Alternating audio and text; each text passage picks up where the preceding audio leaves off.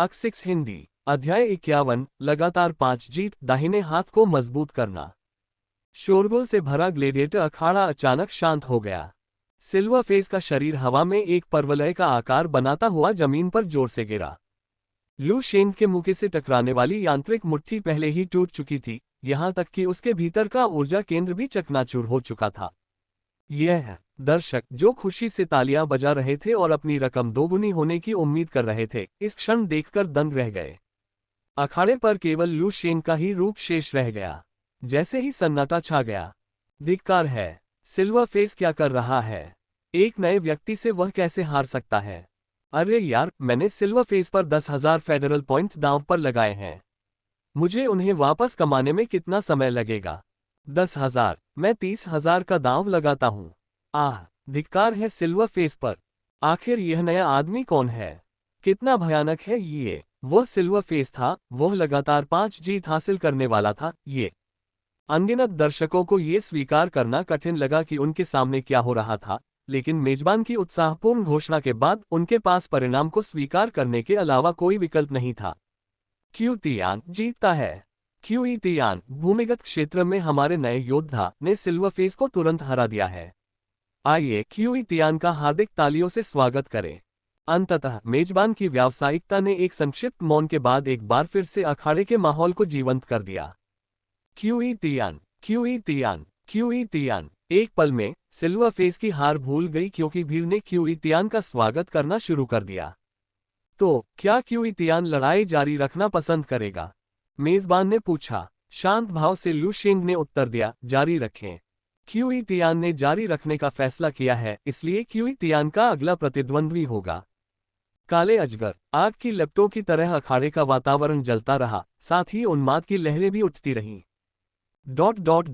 टकराना। अखाड़े में एक धीमी सी आवाज गूंजी, एक आकृति हवा में एकदम परवलय बनाती हुई जमीन पर जोर से गिरी। जमीन पर गहरा गड्ढा छोड़ देना। क्यू तियान फिर से जीत गया। हमारे क्यू तियान को लगातार 5 जीत हासिल करने के लिए बधाई।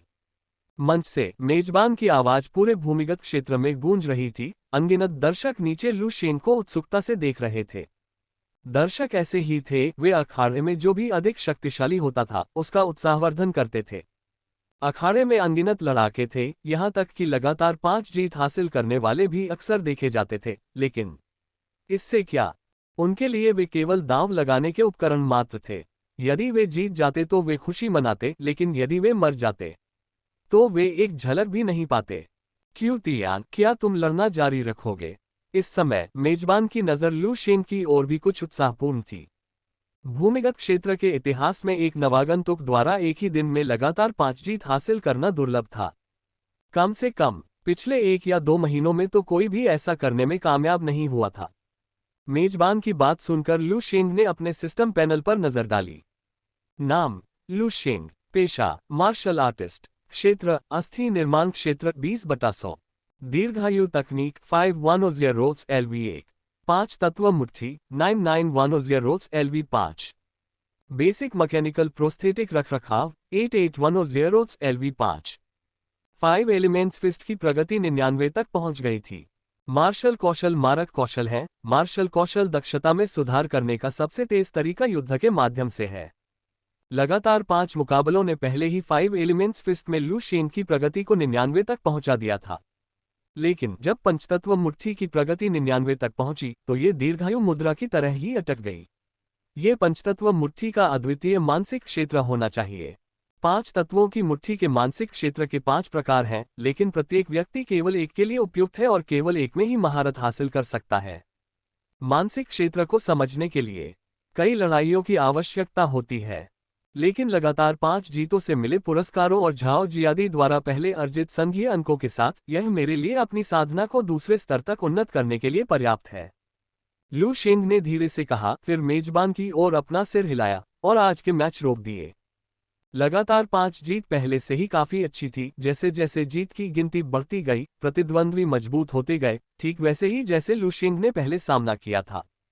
प्रतिद्वंद्वी भी एक मार्शल आर्टिस्ट था, हालांकि पूरी तरह से अस्थि निर्माण में निपुण नहीं था, फिर भी उसकी प्रगति 30% से ज्यादा थी। अगर लू शेंग के पास क्यूई रक्त भ्रम न होता और उसका बायां हाथ पूरी तरह से कठोर न होता तो क्या होता? वह शायद प्रतिद्वंद्वी के हाथों गिर गया होगा। इसलिए मैचों को जारी रखने से पहले अपनी ताकत में और सुधार करना सबसे अच्छा था।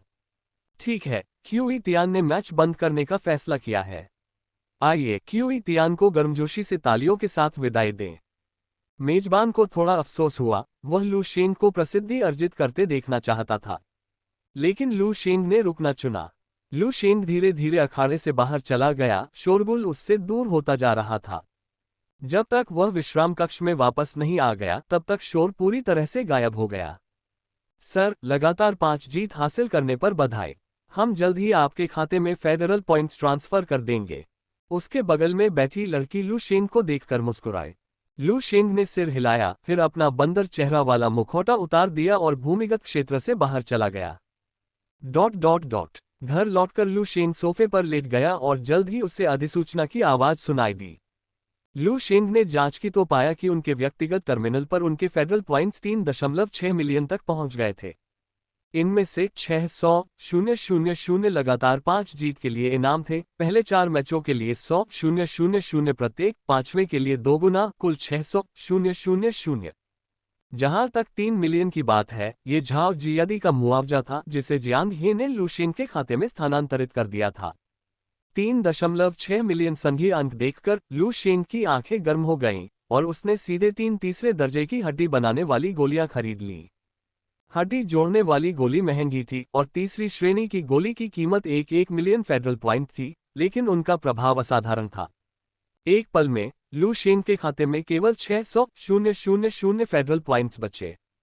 लगभग 10 मिनट बाद दरवाजे पर दस्तक हुई, हड्डी जोड़ने वाली गोलियां पहुंचाई गईं। बॉक्स में 3 हड्डी बनाने वाली गोलियों को देखकर लू शेंग की आंखें गर्म हो गईं। अगला, मैं अपने दाहिने हाथ को प्रशिक्षित करना शुरू कर सकता हूं, फिर मेरी प्रगति लगभग आधी हो जाएगी। लू शेंग ने धीरे से कहा, फिर अपने कमरे में लौट आया, एक हड्डी बनाने वाली गोली खा ली और सटीक क्यूई रक्त नियंत्रण के लिए क्यूई रक्त भ्रम के साथ इसकी ऊर्जा का उपयोग किया, जिससे सारा क्यूई रक्त उसकी दाहिनी भुजा में भर गया। परिचित खुजली वाली अनुभूति का अनुभव करते हुए दीर्घायु तकनीक से ऑपरेशन किया गया। लू शेंग स्पष्ट रूप से महसूस कर सकता था कि उसका दाहिना हाथ तेजी से मजबूत हो रहा है।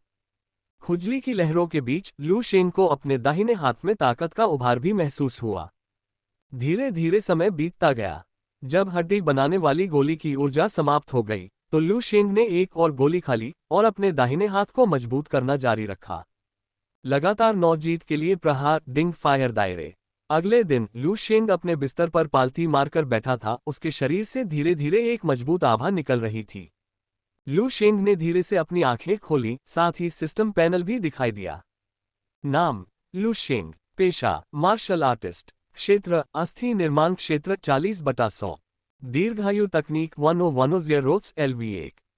5 तत्वों की मुट्ठी 9910 रोट्स LV5। बेसिक मैकेनिकल प्रोस्थेटिक रखरखाव 8810 रोट्स LV5। मेरा दाहिना हाथ पूरी तरह से परिष्कृत हो गया है, अस्थि निर्माण की प्रगति 40% तक पहुंच गई है और कल रात की साधना के दौरान दीर्घायु तकनीक में भी सुधार हुआ है। अब मेरा बायां और दायां दोनों हाथ 30 टन से अधिक बल लगा सकते हैं। अगर इसे पंचतत्व मुट्ठी के साथ मिला दिया जाए तो ताकत और भी अधिक शक्तिशाली हो सकती है। उसके ऊपर क्यूई रक्त भ्रम जोड़ना।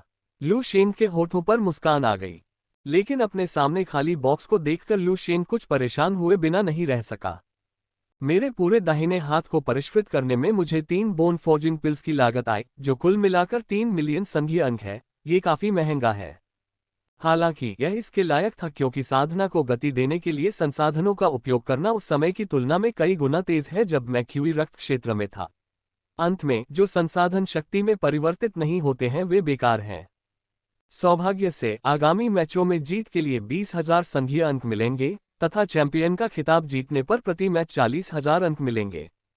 शायद मैं भूमिगत क्षेत्र में 5 तत्वों की मुट्ठी के मानसिक क्षेत्र को भी समझ सकूं।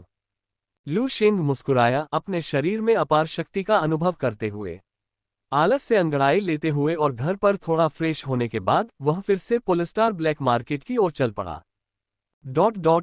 लगातार 5 जीत हासिल करने के बाद लू शेंग के सामने आने वाले प्रतिद्वंद्वी तेजी से शक्तिशाली होते गए। वहां न केवल मार्शल कलाकार और यांत्रिक ट्रांसफॉर्मर थे, बल्कि लू शेंग का सामना दूसरे स्तर के साधक से भी हुआ।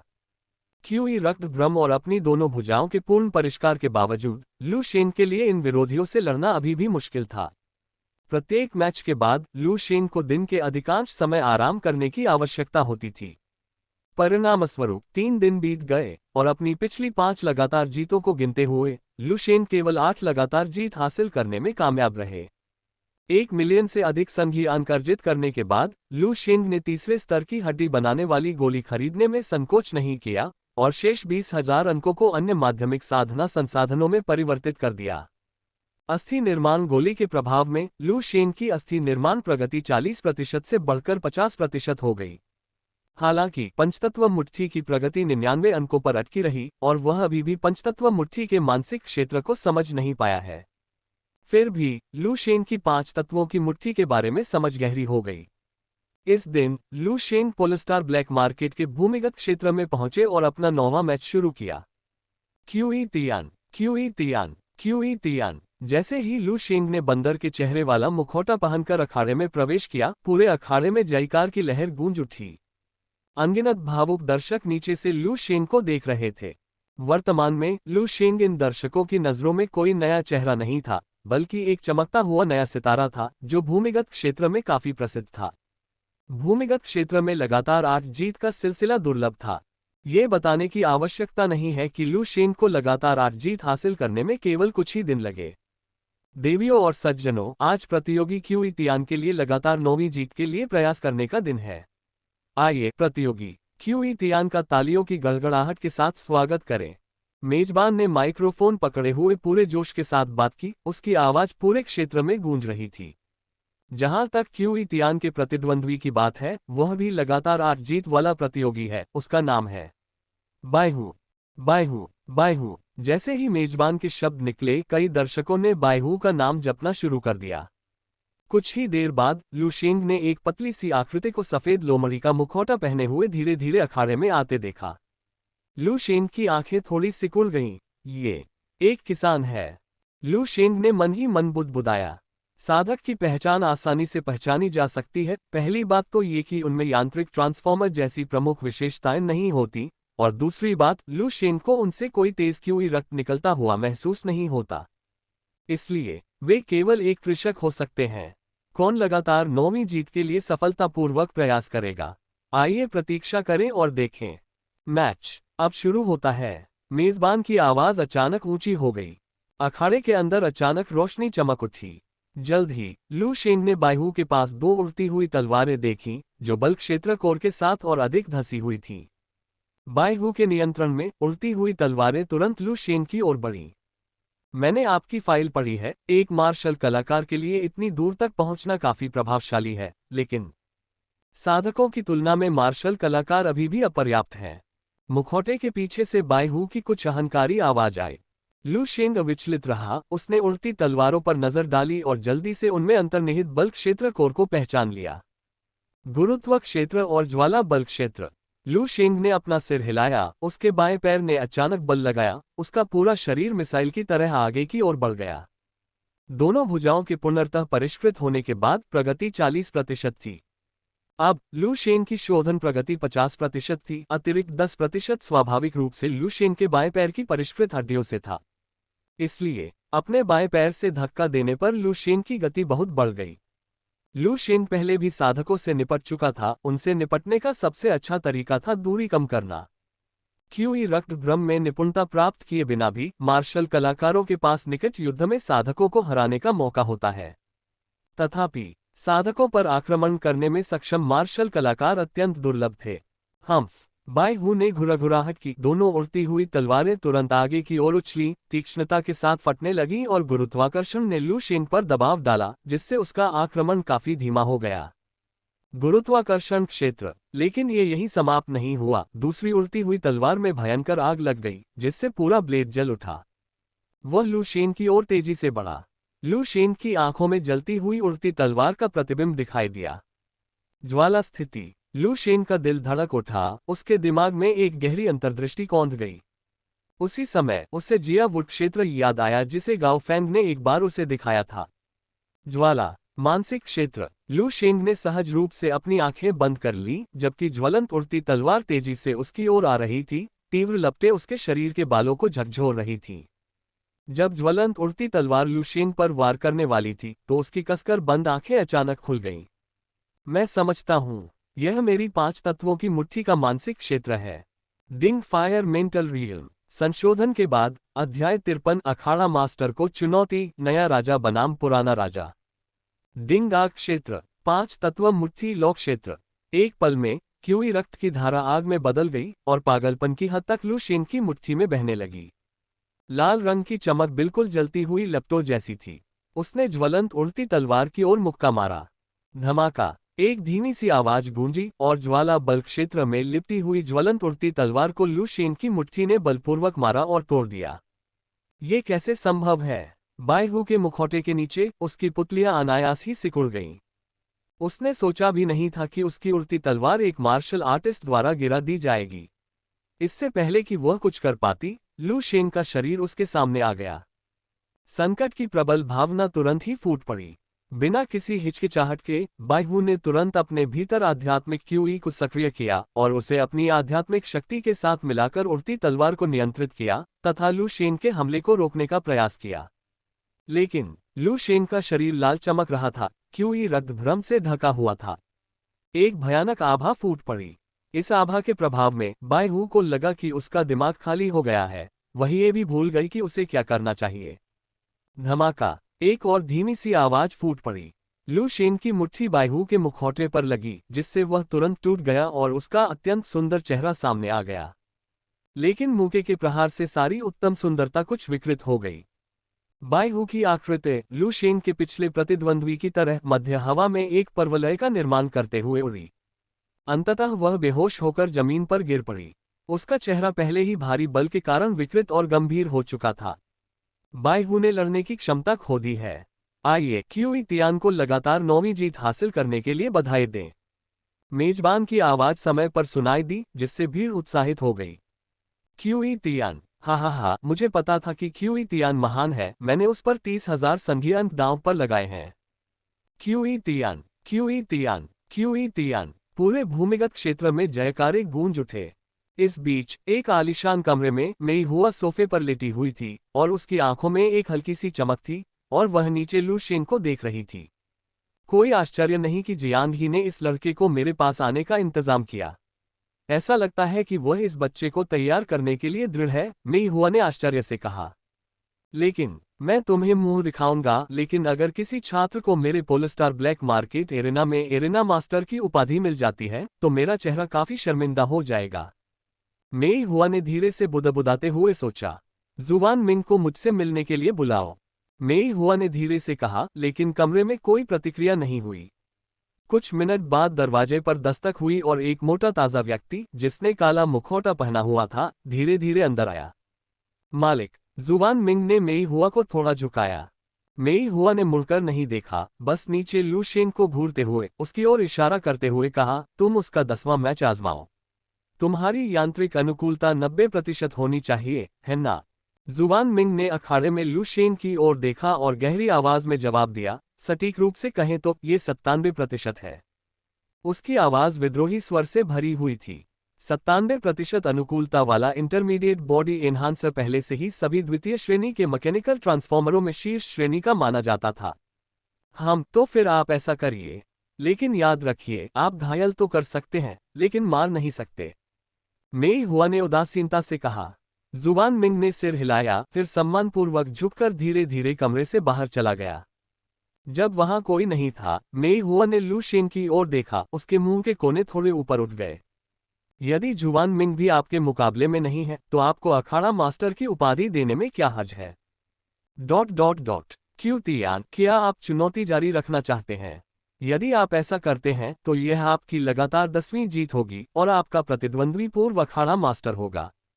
ऊंचे मंच पर मेजबान ने नीचे लू शेन को देखा और पूछा, एरिना मास्टर? लू शेन बुदबुदाया। वह भूमिगत अखाड़े के नियमों से अच्छी तरह वाकिफ था। लगातार 10 जीत हासिल करने के लिए 10वीं लड़ाई पूर्व अखाड़े के मालिक के खिलाफ होनी चाहिए। केवल उन्हें हराकर ही कोई लगातार 10 जीत हासिल कर सकता है और अखाड़ा मास्टर का खिताब हासिल कर सकता है। प्रारंभ में तांग शुन अखाड़ा मास्टर के खिलाफ अपने 10वें मैच में असफल रहा और उसे बेरहमी से मार दिया गया। लेकिन तांग शुन ने प्रथम श्रेणी के अखाड़े में प्रतिस्पर्धा की, जबकि वह द्वितीय श्रेणी के अखाड़े में था।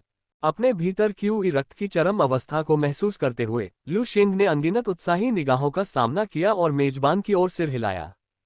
चुनौती जारी रखें। लू शेंग की हल्की टिप्पणी सूखी लकड़ी में गिरी चिंगारी की तरह थी, जिसने एक भयंकर ज्वाला को प्रज्वलित कर दिया। क्यूई तियान ने चुनौती जारी रखने का फैसला किया। मेजबान भी इस पल से उत्साहित था। लगातार 8 जीत और लगातार 9 जीत तो आम बात थी, लेकिन लगातार 10 जीतें लगभग एक महीने से भूमिगत अखाड़े में नहीं दिखी थीं। क्या क्यूई तियान लगातार 10 जीत हासिल करेगा और नया अखाड़ा मास्टर बन जाएगा, या पुराना अखाड़ा मास्टर अपनी स्थिति बरकरार रखेगा? चलो इंतजार करें और देखें। इस समय मेजबान की आवाज में पागलपन का भाव था, जो टूटने की स्थिति तक पहुंच गया। दर्शक उन्माद में आ गए, अपने चिप्स ऊंचे उठाए, हाथ हिलाए, जयकारे लगाए और चिल्लाए। ये स्थिति कई मिनट तक बनी रही, जब तक कि मेजबान की आवाज पुनः चालू नहीं हो गई। अब आइए पूर्व अखाड़ा मास्टर जुवान मिंग का स्वागत करें। गड़गड़ाहट। ग्लैडिएटर अखाड़े का दरवाजा अचानक धक्का देकर खोला गया। एक हट्टा कट्टा व्यक्ति, जिसने गहरा काला मुखौटा पहना हुआ था, धीरे धीरे अखाड़े में दाखिल हुआ। उसके अंदर से अत्यंत तीव्र हत्या की मंशा प्रकट हुई। ऐसा लग रहा था जैसे वह लाशों के ढेर से रेंगकर बाहर आया हो। जुवान मिंग ने 3 महीने पहले लगातार 10 जीत हासिल की और हमारे पोलस्टार एरेना के दूसरे दर्जे के एरेना मास्टर्स में से एक बन गए। जुवान मिंग के खिलाफ लड़ने वाले हर व्यक्ति की मौत भयानक रही है। देखते हैं, क्या नया राजा सिंहासन पर बैठेगा या पुराना राजा अपनी स्थिति को मजबूती से सुरक्षित रखेगा। मैं घोषणा करता हूं, प्रतियोगिता आधिकारिक तौर पर शुरू हो गई है। मेजबान अपना माइक्रोफोन पकड़े हुए लगातार चिल्ला रहा था, यहां तक कि उसकी आंखें भी हल्की सी लाल हो रही थीं। टकराना। जैसे ही मेजबान के शब्द निकले, जुवान मिंग का पैर जोर से पड़ा, जिससे जमीन में एक गहरा गड्ढा बन गया। उसका विशालकाय धातु जैसा शरीर एक भारी ट्रक की तरह आगे बढ़ा और सीधे लू शेन की ओर टूट पड़ा। मुखौटे के नीचे लू शेन की आंखें भी युद्ध की मंशा से भरी हुई थीं। एक साइबॉग, बिल्कुल मेरी पसंद की। लू शेन का मुंह थोड़ा ऊपर उठा और डिंग अग्नि क्षेत्र फूट पड़ा। ज्वाला सा क्यूई रक्त उसके शरीर से। अखाड़े का स्वामी, प्रगति 70%। फॉर्म पतन। लू शेन के डिंग अग्नि क्षेत्र का सामना करते हुए जुवान मिंग ने जरा भी बचने की कोशिश नहीं की, बल्कि उसने अपनी यांत्रिक कोहनियों को एक लंबी छड़ी की तरह क्षैतिज रूप से घुमाया। क्यूई रक्त का एक भयानक उफान तुरंत फूट पड़ा।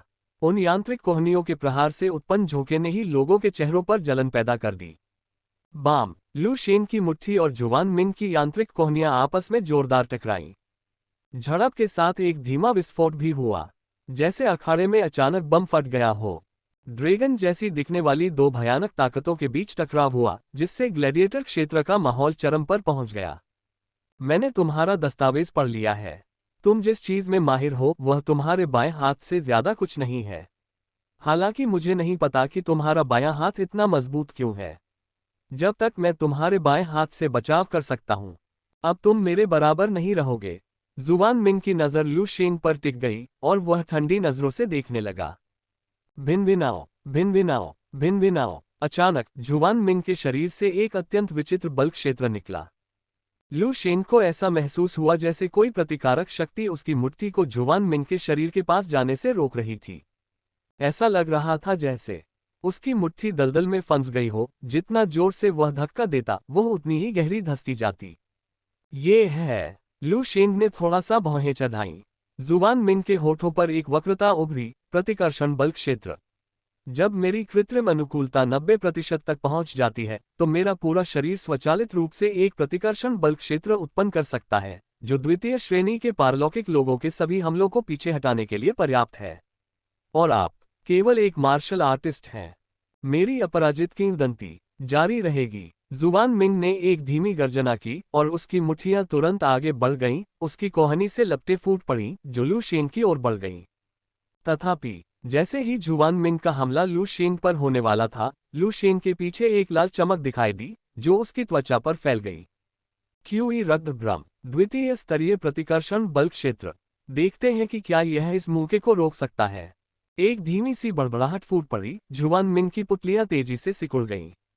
लू शेंग की मुट्ठी प्रज्वलित क्यूई रक्त शक्ति में लिपटी हुई लाल रोशनी जुवान मिंग की दृष्टि में प्रवेश कर गई, जिससे खतरे की एक शक्तिशाली भावना आई। ऐसा नहीं हो सकता, जुवान मिंग ने बुदबुदाया। उसके शरीर के स्वचालित प्रतिकर्षण बल क्षेत्र ने लू शेंग की प्रगति को प्रतिबंधित कर दिया, लेकिन यह प्रतिबंध लंबे समय तक नहीं चला। लू शेंग की मुट्ठी पहले ही अदृश्य क्षेत्र को तोड़कर जुवान मिंग के मुखौटे पर आ गिरी थी। बाम! एक धीमा विस्फोट बम की तरह। धीमी आवाज खत्म होने के साथ हर कोई देख सकता था, लू शेंग के अलावा जुवान मिंग का आधा चेहरा धुंधला हो गया था और वह घायल होकर गिर पड़ा। धुंधले चेहरे से वे अंदर टूटे हुए यांत्रिक भागों को जमीन पर बिखरे हुए देख सकते थे। तभी लू शेंग ने अपनी मुट्ठी वापस खींची, उसे अपने कपड़ों पर पोंछा और ऊंचे मंच पर उद्घोषक की ओर देखा। उसके मुखौटे के नीचे एक शांत भाव था। इतने दिनों तक भूमिगत क्षेत्र में रहने के बाद लू शेंग अब नौसिखिया नहीं रह गया था। इस क्षेत्र में लू शेंग के विरुद्ध कभी भी कुछ नहीं रोका गया। एक बार जब वह पीछे हट गया, लू शेंग के सामने हार या मौत ही इंतजार कर रही थी। ग्लेडिएटर अखाड़े में सन्नाटा छा गया। कई सांसों के बाद उद्घोषक ने अंततः घोषणा की कि लू शेंग ने रिंग मास्टर की उपाधि प्राप्त कर ली है। किसी कारणवश उद्घोषक की आवाज कुछ लड़खड़ा रही थी। आइए नए रिंग मास्टर का स्वागत करें। QE Tian. अखाड़े के अंदर एक आलीशान कमरे में प्लुमरिया राजा के नीचे लू शेंग बैठा था। उसकी नकाबपोश अभिव्यक्ति अस्पष्ट थी। लू शेंग, एक प्रभावशाली लू शेंग। मैंने कभी नहीं सोचा था कि कोई छात्र वास्तव में मेरे पोलस्टार ब्लैक मार्केट क्षेत्र में रिंग मास्टर का खिताब हासिल कर लेगा। प्लुमरिया की आवाज धीमी थी, लेकिन जो कोई भी उसे अच्छी तरह से जानता था, वह उसमें मनोरंजन का संकेत महसूस कर सकता था। स्पष्टतः लू शेंग द्वारा रिंग मास्टर की उपाधि प्राप्त करने से प्लुमरिया का मूड ठीक नहीं रहा। जियांग हे। प्लुमरिया ने अपनी उंगलियों को आर्मरेस्ट पर धीरे से थपथपाया। उसका सिर चिंतन के एक दुर्लभ क्षण में नीचे झुक गया। थोड़ी देर रुकने के बाद भी उसकी आंखों में संघर्ष की झलक दिख रही थी, मानो वह किसी परेशान करने वाले मुद्दे पर विचार कर रही हो। ... लू शेंग जीत गया। जयकार के बीच लू शेंग ने आगामी मैच रोक दिए। रिंग मास्टर की उपाधि से उन्हें जुवान मिंग के विरुद्ध मैच से 40,000 फेडरेशन पॉइंट्स प्राप्त हुए, तथा इससे पहले बायहू के विरुद्ध जीत से उन्हें कुल 60,000 पॉइंट्स प्राप्त हुए। बिना किसी हिचकिचाहट के लू शेंग ने तेजी से अपने सभी फेडरेशन पॉइंट्स को खेती के संसाधनों पर खर्च कर दिया। संसाधन उपलब्ध होते ही लू शेंग जल्दी से घर लौट आया और अपने बिस्तर पर पालथी मारकर बैठ गया, गोलियां खा ली और अन्य संसाधनों को ग्रहण कर लिया। इसके बाद उन्होंने दीर्घायु तकनीक को सक्रिय किया, जिससे उनके क्यूई रक्त का प्रवाह उनके बाएं पैर की ओर प्रवाहित होने लगा। उसके बाएं पैर की हड्डी में चोट लगी है। समय धीरे धीरे बीतता गया। कई घंटे बीत गए इससे पहले कि लू शेंग से एक शक्तिशाली आभा फूट पड़ी।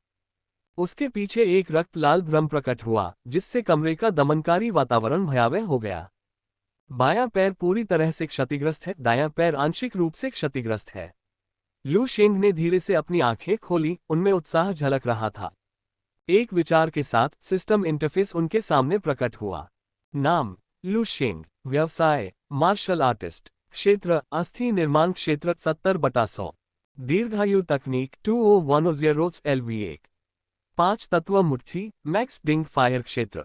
बेसिक मैकेनिकल प्रोस्थेटिक रखरखाव 8810 LV5। हड्डी फोजिंग 70 तक पहुंच गई है, जो एक औसत हड्डी फोजिंग क्षेत्र मार्शल कलाकार के लिए शिखर है। यद्यपि मेरी प्रगति 70 पर है, मेरे हाथ, बायां पैर और दायां पैर पूरी तरह से तैयार हैं, जिससे मेरी शक्ति 70 प्रगति वाले बोन फोर्जर से कहीं अधिक है। कम से कम कोई भी द्वितीय श्रेणी का पारलौकिक मुझे धमकी नहीं दे सकता। यहां तक कि यांत्रिक ट्रांसफॉर्मर और कल्टीवेटर, जिनकी उच्चतम अनुकूलता या आध्यात्मिक शक्ति हो, भी मेरे लिए खतरा नहीं बनेंगे। इसके अलावा मैंने अपने क्यूई रक्त भ्रम का उपयोग नहीं किया है। एक बार तैनात होने पर मेरी युद्ध शक्ति काफी बढ़ जाएगी। द्वितीय श्रेणी के पारलौकिक लोगों के बीच मेरी युद्ध शक्ति पिरामिड के शिखर पर स्थित है। ये सोचते हुए लू शेंग के होठों के कोनों पर मुस्कुराहट आ गई। झाओ तियानिक्सिंग। किमिंग शहर। झाओ परिवार। एक प्रयोगशाला के अंदर एक युवक, जिसकी त्वचा पर धातु के पैटर्न थे, सोफे पर पैर क्रॉस करके बैठा था। उसका चेहरा भावहीन था, लेकिन उसकी आंखें सामने लगे प्रयोगात्मक उपकरणों पर टिकी हुई थीं। यंत्र के अंदर झाओ जियादी का चेहरा दर्द से मुड़ गया। उसका शरीर कई विशेष यांत्रिक ट्यूबों से बंधा हुआ था और उसके यांत्रिक कृत्रिम अंग लगातार हिल रहे थे, मानो वह अत्यधिक पीड़ा सहन कर रहा हो। वह दहाड़ा और उसके नीचे ठंडा पसीना टपकने लगा, लेकिन यंत्र के कांच ने उसकी आवाज को दबा दिया, जिससे पूरी प्रयोगशाला में भयानक सन्नाटा छा गया। समय धीरे धीरे बीतता गया और यांत्रिक भुजाएं बार बार झाओ जियादी के शरीर पर उतरती रहीं। ऐसा प्रतीत होता था कि वे कुछ स्थापित कर रही हैं। अज्ञात समय के बाद अचानक गैस के प्रभाव की आवाज हुई। यंत्र के अंदर झाओ जियादी को जोड़ने वाली यांत्रिक नलियां अलग हो गईं और अपनी मूल स्थिति में वापस आ गईं। झाओ जियादी थकावट से गिरते हुए सीधे जमीन पर घुटनों के बल बैठ गए। यंत्र का शीशा धीरे धीरे खुला और झाओ जियादी की भारी सांसें अंततः प्रयोगशाला में गूंजने लगीं। अत्यधिक दर्द के बावजूद झाओ जियादी के शरीर से एक शक्तिशाली आभा फैल गई। उसकी त्वचा सोफे पर लेटे हुए युवक की तरह हर जगह धातु के पैटर्न से बनी हुई थी, जिससे बर्फीली आभा फैल रही थी। तीसरे स्तर पर कदम रखना कैसा लगता है? युवक ने शांत आंखों से झाओ जियादी को देखा। उसकी आवाज में कोई भावना नहीं थी, वह मशीन की तरह ठंडी थी। झाओ जियादी ने अपना सिर उठाने के लिए संघर्ष किया। उसकी निगाहें उस युवक की ओर भय से भर गईं। भाई, झाओ जियादी बोलते हुए कांपने लगे। दरअसल सोफे पर बैठा युवक कोई और नहीं बल्कि झाओ जियादी का सगा भाई झाओ तियानिक्सिंग था। झाओ परिवार का अब तक का सबसे उत्कृष्ट सदस्य। अपने छोटे भाई का सामना करते हुए झाओ तियानिक्सिंग भावशून्य बने रहे, अभी भी सोफे पर बैठे रहे, लेकिन झाओ जियादी को एक आज्ञाकारी नजर से देखते रहे। दंड तो दिया गया है, लेकिन इससे आपको टियर 3 में कदम रखने का मौका भी मिला है। अब क्या तुम्हें पता है कि तुम कहाँ गलत हो गए? झाओ तियानिक्सिंग ने उदासीनता से कहा। झाओ जियादी थोड़ा कांप उठा। कुछ ही पल पहले झाओ तियानशिंग ने उसे सजा देने के लिए, या यूं कहें कि एक बेहद खतरनाक कृत्रिम अंग परिवर्तन से गुजरने के लिए बुलाया था। अब वह सफलतापूर्वक टियर 3 एडवांस्ड साइबरनेटिक एनहांसर के स्तर तक पहुंच गया था। अपना सिर नीचे झुकाकर और मुट्ठियां भींचकर झाओ जियादी ने फुसफुसाते हुए कहा, मुझे लू शेन को उकसाना नहीं चाहिए था। झाओ तियानिक्सिंग की आंखों में एक तेज चमक चमक उठी। उसका स्वर अचानक गंभीर हो गया। गलत। झाओ तियानिक्सिंग ने फटकार लगाई। झाओ जियादी की ओर उसकी निगाहें बढ़ती निराशा से भर गईं। आप 3 चीजों के बारे में गलत हैं। झाओ जियादी ने असमंजस में ऊपर देखा, लेकिन जब उनकी नजरें मिली तो उसे अभी भी डर महसूस हुआ। उसका शरीर बेकाबू होकर कांप रहा था। सबसे पहले, आपने अभिनय से पहले लू शेन की पृष्ठभूमि को पूरी तरह से नहीं समझा। जियांगही से उसके संबंध से अनजान थे, जिसके कारण हमारे झाओ परिवार को जियांगही ने निशाना बनाया। झाओ तियानिक्सिंग का स्वर शांत था। दूसरा, आपने एक मार्शल कलाकार के लिए क्यूई रक्तभ्रम के महत्व को समझे बिना लू शेन के खिलाफ मूर्खतापूर्ण कार्य किया। लू शेन को मारने में विफल रहे और इस प्रकार हमारे झाओ परिवार के लिए एक दुर्जय दुश्मन पैदा कर दिया। जैसे जैसे झाओ तियानिक्सिंग बोल रहे थे, उनकी आवाज में गुस्सा बढ़ता जा रहा था। तीसरा, संभावित प्रतिद्वंद्वियों को खत्म करना गलत नहीं है। मैं भी ऐसा करता, लेकिन आपकी सबसे बड़ी विफलता लू शेन को खत्म न करना था। आप हार गए, और आपकी असफलता के कारण हमारे झाओ परिवार को कितना नुकसान हुआ है। झाओ तियानिक्सिंग की आंखें झाओ जियादी में घूर रही थीं, जो निराशा और आक्रोश से भरी थीं। झाओ जियादी लगातार कांप रहा था, चाहे वह वाद्य यंत्र में हुई पिछली परीक्षा से हो या झाओ तियानिक्सिंग के कठोर स्वर से। तुम्हारी वजह से पिताजी ने जियांगही से युद्ध किया और हार गए, जबकि वे अभी भी अपनी चोटों से उबर रहे हैं। यूकाई हाई स्कूल को 50 मिलियन फेडरेशन क्रेडिट और पिताजी के कृत्रिम अंग की मरम्मत के लिए 60 मिलियन फेडरेशन क्रेडिट की क्षतिपूर्ति की लागत इसकी तुलना में नगण्य है। सबसे गंभीर मुद्दा यह है, तुम्हारी वजह से बेवकूफ हमारे झाओ परिवार की योजना पूरी तरह से बाधित हो गई है। ये कहते हुए झाओ तियानिक्सिंग की आंखों में क्रोध की चिंगारी चमक उठी। यहां तक कि उसकी आंखों में हत्या की संभावित मंशा की झलक भी दिखाई दी। झाओ परिवार के सबसे उत्कृष्ट सदस्य के रूप में झाओ तियानिक्सिंग की साधना बहुत पहले ही उन्नत साइबरनेटिक संवर्धक के शिखर पर पहुंच चुकी थी। वह टियर 4 हासिल करने से केवल एक कदम दूर था। उसे केवल आरोहण के भगवान के प्रति अपनी आस्था अर्पित करने, आरोहण समारोह करने की आवश्यकता थी, और उसे आरोहण के भगवान का वरदान प्राप्त हो जाता, जिससे वह चौथे स्तर के यांत्रिक पंथी में प्रवेश कर सकता था। तब तक उनके झाओ परिवार के पास 2 टियर 4 ट्रांसेंडेंट होंगे, जो निस्संदेह उन्हें किमिंग शहर का अधिपति बना देंगे। तथापि झाओ जियादी के कारण झाओ तियानिक्सिंग के पिता जियांगही द्वारा गंभीर रूप से घायल हो गए थे और अभी भी उनके यांत्रिक कृत्रिम अंग की मरम्मत चल रही थी, जिससे उनके बिना स्वर्गारोहण समारोह असंभव हो गया था। इससे झाओ तियानिक्सिंग की टियर 4 में प्रगति अनिश्चित काल के लिए विलंबित हो गई।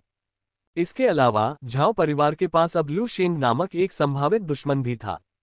क्यूई रक्त भ्रम। क्यूई रक्त भ्रम में निपुणता प्राप्त करने में सक्षम एक मार्शल कलाकार भविष्य में कम से कम टियर 4 गोल्डन बॉडी दायरे में पहुंच जाएगा, संभवतः इससे भी अधिक।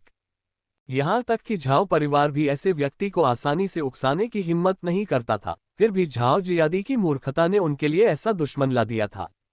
झाओ तियानेक्सिंग की झाओ जियादी की ओर निगाहें तीव्र हत्या के इरादे से भरी थीं, लेकिन अंत में उन्होंने अपने रक्त संबंध के कारण इसे दबा दिया।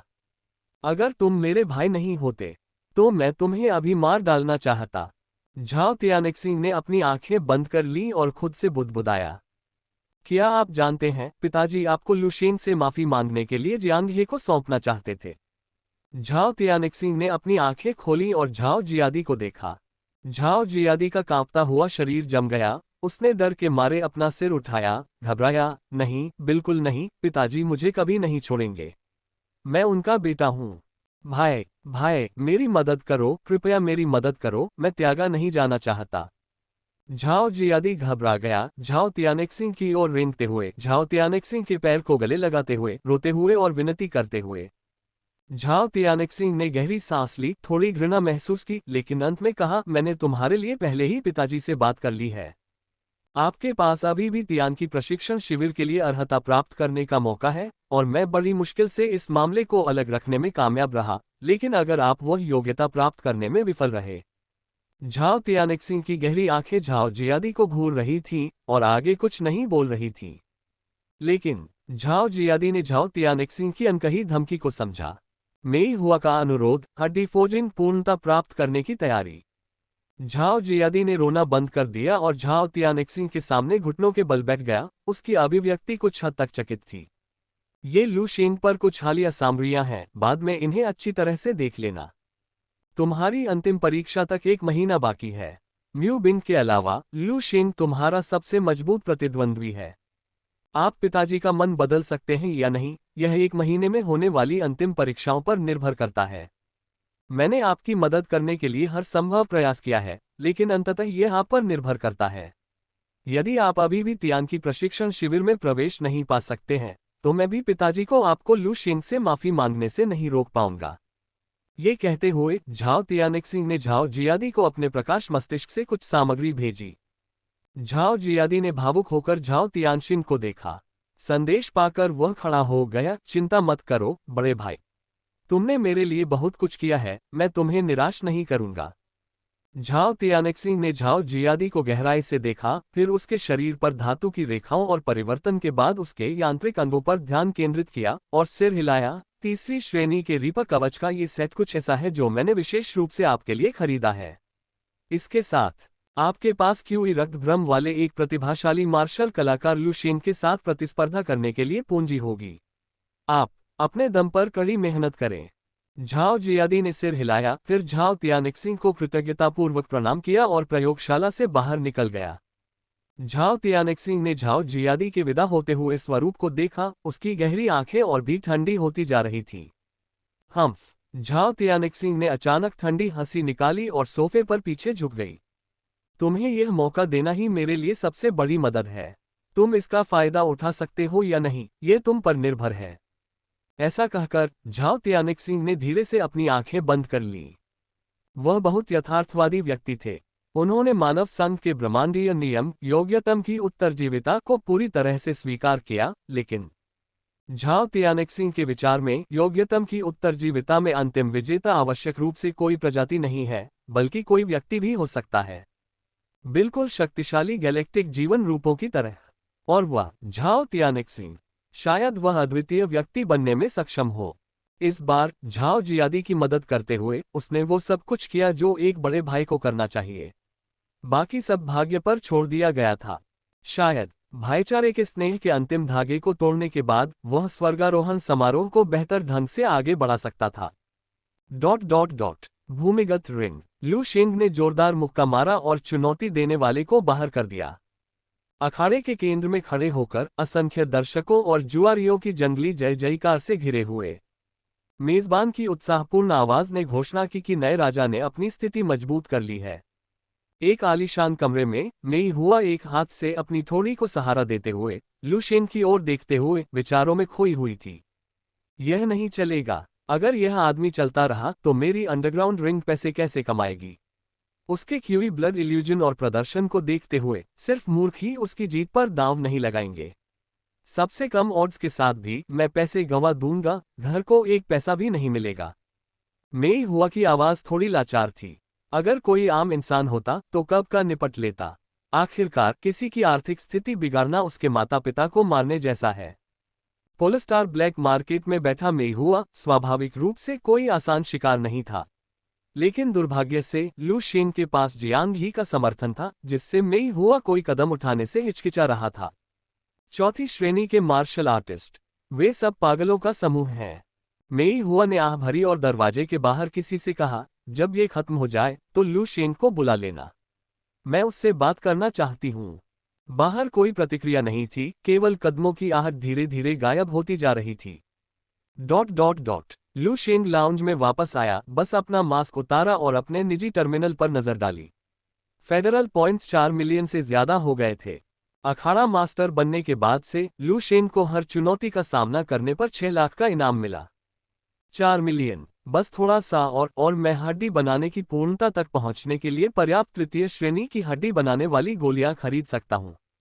लू शेन मुस्कुराया। ये सोचकर लू शेन ने अच्छी तरह आराम करने के लिए वापस जाने और अपनी ताकत बढ़ाने के लिए कुछ हड्डी बनाने वाली गोलियां खरीदने की योजना बनाई। तभी लू शेन के उठने से पहले ही जिस लड़की ने पहले उनका स्वागत किया था, वह एक पेशेवर मुस्कान के साथ उनके पास खड़ी हो गई और सम्मानपूर्वक बोली, श्री लू, लॉर्ड मेई हुआ आपकी उपस्थिति का अनुरोध करते हैं। लू शेन रुका, अपनी अभिव्यक्ति को छुपाया और एक धुंधले अनुमान के साथ शांति से खड़ा हो गया, रास्ता दिखाओ। फिर लू शेन लड़की का पीछा करते हुए मेई हुआ के कमरे में गया। मेई हुआ ने लू शेन की ओर देखा और मुस्कुराते हुए कहा, सच कहूं तो जब जियांग ही ने आपका परिचय कराया था तो मैंने इसके बारे में ज्यादा नहीं सोचा था, लेकिन अब मैंने आपको कम आंका था। एक मार्शल आर्टिस्ट जिसने क्यूई रक्तभ्रम में महारत हासिल कर ली है। कोई आश्चर्य नहीं कि जियांग ही मुझसे एक एहसान मांगने की परेशानी उठाएगा। लेकिन अब आप भूमिगत रिंग के संतुलन को कुछ हद तक बिगाड़ रहे हैं। जैसे ही मेई हुआ बोल रही थी, उसने लू शेन के अतुलनीय रूप से शांत चेहरे को देखा। तो भगवान, मेई हुआ मुझसे क्या करवाना चाहते हैं? बुद्धिमान। मेई हुआ ने हल्के से मुस्कुराते हुए लू शेन की ओर थोड़ी अधिक सराहना से देखा, सच कहूं तो दूसरे दर्जे की अंगूठी अब आपके किसी काम की नहीं है। तो फिर जीत जीत वाली स्थिति क्यों ना हो? तुम्हारा मतलब है? लू शेन ने अपनी आंखें सिकोड़ ली और मेई हुआ को घूरने लगा। एक मैच तय करो, मेई हुआ बिना किसी हिचकिचाहट के बोली। मुझे एक फिक्स मैच में मदद करो, अखाड़े के मास्टर का अपना पद छोड़ दो और फिर तुम्हारा मेरे अंडरग्राउंड रिंग से कोई लेना देना नहीं रहेगा। तब मैं तुम्हें 6 लाख फेडरल पॉइंट से मुआवजा दूंगा और हम आपस में हिसाब बराबर कर लेंगे। आप क्या सोचते हैं? ठीक है। मेई हुआ को आश्चर्य हुआ जब लू शेन ने तुरंत सहमति दे दी, जिससे उसके होठों पर मुस्कान और भी स्पष्ट हो गई। मैं तुम्हारी और भी ज्यादा कद्र करने लगा हूं। चलो, समय बर्बाद मत करो, मैं अभी तुम्हारे लिए रिश्ता तय कर देता हूं, कैसा रहेगा? लू शेन ने सिर हिलाया। लू शेन को मैच फिक्सिंग का कोई मानसिक बोझ नहीं था। आखिरकार ये तो बस पैसा कमाने का मामला था, इसमें शर्म की कोई बात नहीं थी। वह अपने युद्ध अनुभव को बढ़ाने और खेती के संसाधनों के लिए धन कमाने के लिए भूमिगत क्षेत्र में आया था। अब जबकि द्वितीय श्रेणी की अंगूठी से कोई खास सुधार नहीं हो रहा था, तो क्यों न मेई हुआ के अनुरोध को स्वीकार कर लिया जाए और 6 लाख संघीय अंक अर्जित किए जाएं। ये 6 लाख और 4 लाख जो लू शेन ने पहले जमा किए थे, उसके लिए अस्थि निर्माण पूर्णता तक पहुंचने के लिए पर्याप्त थे। इसके बाद मेई हुआ की व्यवस्था के तहत लू शेन को एक चुनौती देने वाले के खिलाफ सामना करना पड़ा और अंततः गलती से पराजित हो गया। इस प्रकार भूमिगत रिंग में एक नए अखाड़ा मास्टर का जन्म हुआ। मेई हुआ द्वारा दिए गए 6 लाख संघीय अंक लेकर लू शेन भूमिगत घेरे से बाहर चला गया। उसके पीछे धुंधली गली थी, जबकि लू शेन के सामने धूप से भरी सड़क थी। लू शेन ने पैनल पर रखी 10 बोनफोजिन पिल्स खरीदते हुए मुस्कुराया और घर की ओर चल दिया। यह अस्थि संरचना की पूर्णता तक पहुंचने का समय है। सच्चे स्व का भ्रूण स्तर 3 दीर्घायु तकनीक। लू शेन के घर में बेडरूम में बिस्तर पर लू शेंग बिस्तर पर पालथी मारकर बैठा था। उसके सामने एक खाली कांच की बोतल थी, उसमें रखी हड्डी बनाने वाली गोलियां उसने पहले ही पूरी तरह से पी ली थीं। दीर्घायु तकनीक के संचालन के साथ विशाल औषधीय शक्ति QE रक्त की वृद्धि में परिवर्तित हो गई। लू शेंग के सटीक नियंत्रण में यह उसकी बाईं जांघ, दाहिनी जांघ और यहां तक कि उसके धड़ के भीतर की हड्डियों की ओर बढ़ गया। एक पल में लू शेंग को ऐसा महसूस हुआ जैसे चींटियां उसके शरीर की सभी हड्डियों को कुतर रही हो। खुजली की भावना उसे उत्तेजित कर रही थी। वहां दर्द की हल्की सी अनुभूति भी थी। इस उत्तेजक अनुभूति के साथ लू शेंग स्पष्ट रूप से महसूस कर सकता था कि उसके शरीर की शेष बची हुई हड्डियां धीरे धीरे मजबूत हो रही थीं। उसे पता ही नहीं चला कि कितना समय बीत गया था जब लू शेंग के पीछे QE रक्तभ्रम धीरे धीरे उभरा।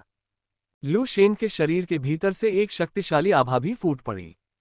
हड्डी निर्माण पूर्णता। इस समय लू शेंग ने अचानक अपनी आंखें खोली। उनकी गहराई में एक हल्की लाल चमक टिमटिमा रही थी। उसके पीछे का भ्रामक QE रक्तभ्रम भी इस समय कुछ परिवर्तनों से गुजरने लगा। यदि QE रक्तभ्रम पहले मात्र एक लाल छाया था, तो अब उस लाल छाया के भीतर मानव हड्डियों की रूपरेखा धीरे धीरे उभरने लगी। जिस क्षण कंकाल की रूपरेखा पूरी तरह से खूनी छाया के भीतर प्रकट हुई, QE रक्तभ्रम से स्वाभाविक रूप से एक अत्यंत भयानक आभा निकली। QE रक्तभ्रम विकसित हो गया है। लू शेंग ने आश्चर्य से बदले हुए QE रक्तभ्रम को देखा। क्या यह इसलिए विकसित हुआ क्योंकि मैंने अपनी सभी हड्डियों की टेम्परिंग पूरी कर ली थी? अपने QE रक्तभ्रम में परिवर्तन के बारे में अनिश्चित, लू शेंग ने कुछ देर तक विचार किया और पूछताछ के लिए जियांग हे से संपर्क करने का फैसला किया। स्थिति को समझने के बाद जियांग हे ने हंसते हुए कहा, तुम बच्चे इतने बड़े लाभ के साथ और तुम अभी भी चिंता कर रहे हो। ये सच्चे मार्शल बॉडी का प्रोटोटाइप है। सच्चे मार्शल बॉडी का प्रोटोटाइप। लू शेंग इस अपरिचित शब्द को सुनकर क्षण भर के लिए स्तब्ध रह गया। फिर उसने जियांग हे को समझाते हुए सुना, सच्चा मार्शल बॉडी एक ऐसा संसाधन है जो केवल प्रतिभाशाली मार्शल आर्टिस्ट ही प्राप्त कर सकते हैं जिन्होंने QE रक्तभ्रम में महारत हासिल कर ली है। इसका प्रभाव चौथे दर्जे के मार्शल आर्टिस्ट के गोल्डन बॉडी के समान है, हालांकि यह काफी कमजोर है। ये चौथे स्तर के मार्शल आर्टिस्ट के लिए गोल्डन बॉडी तक पहुंचने से पहले कल्टीवेटर्स और मैकेनिकल ट्रांसफॉर्मर्स का मुकाबला करने का सबसे लाभप्रद तरीका भी है। वर्तमान में आपके सच्चे मार्शल शरीर में केवल हड्डियों की रूपरेखा खींची गई है, जिसे केवल एक प्रोटोटाइप माना जा सकता है। एक बार जब आप सच्चे मार्शल शरीर की पूर्णता प्राप्त कर लेते हैं, तो आप चौथे स्तर के स्वर्ण शरीर के नीचे अजेय हो जाएंगे। इसके अलावा सच्ची मार्शल बॉडी होने से भविष्य में गोल्डन बॉडी तक पहुंचना और भी आसान हो जाएगा। जियांग हे का स्पष्टीकरण सुनकर लू शेंग की आंखें चमक उठीं। सच्ची मार्शल बॉडी परफेक्शन, सुनहरे शरीर के नीचे अजेय।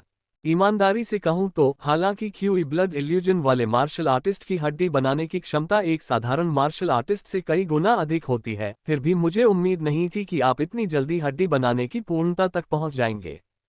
संचार के दूसरे छोर पर जियांग हे ने आह भरी। इसके बाद आपको सफलता के लिए अच्छी तैयारी करनी चाहिए।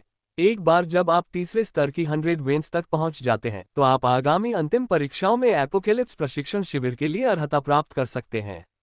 ये योग्यता आपके भविष्य के लिए बेहद फायदेमंद होगी। लू शेंग ने सिर हिलाया। वह सर्वनाश प्रशिक्षण शिविर में हिस्सा लेने से चूकना नहीं चाहता था, जिसे चौथी श्रेणी का मार्शल आर्टिस्ट जियांग ही भी बहुत महत्व देता था। कॉल समाप्त करने के बाद लू शेंग ने अपनी मानसिक शक्ति को सक्रिय किया और विशेषता पैनल उसके सामने प्रकट हुआ। नाम लू शेंग। पेशा मार्शल आर्टिस्ट। क्षेत्र अस्थि निर्माण क्षेत्र 100/100। दीर्घायु तकनीक 110 स्तर 2। 5 तत्व मुट्ठी मैक्स डिंग फायर क्षेत्र। बेसिक मैकेनिकल प्रोस्थेटिक रखरखाव 8810 स्तर 5। ओह, दीर्घायु तकनीक वास्तव में दूसरे स्तर तक पहुंच गई है। लू शेंग ने आश्चर्य से अपनी भौहें उठाईं, क्योंकि यह ऐसी बात थी जिसकी उसने पहले कभी उम्मीद नहीं की थी। दुर्भाग्यवश दीर्घायु तकनीक एक अनोखी साधना तकनीक है जिसे इस प्रणाली ने दीर्घायु आसन की कई उन्नत विधियों को मिलाकर संश्लेषित किया है, जो अन्य मार्शल कलाकारों के पास नहीं है। दूसरों से मार्गदर्शन लेना बहुत व्यवहार्य नहीं लगता। खेती के दौरान प्रगति बढ़ाने के अलावा ऐसा लगता है कि मुझे कोई और रास्ता ढूंढना होगा।